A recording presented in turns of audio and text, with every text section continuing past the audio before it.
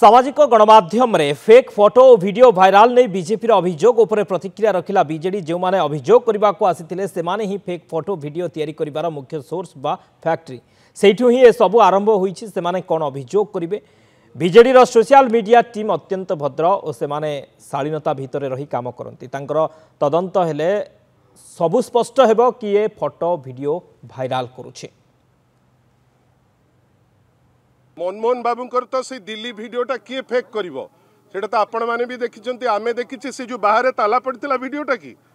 को वीडियो कथा कहउचंती मनमोहन बाबूंकर सेटा सत्य कि मिछ सब गणमाध्यम कहइबो आ साइबर क्राइम उपरे बीजेपी कहइबो एटा हास्यास्पद तांकर पर फैक्ट्री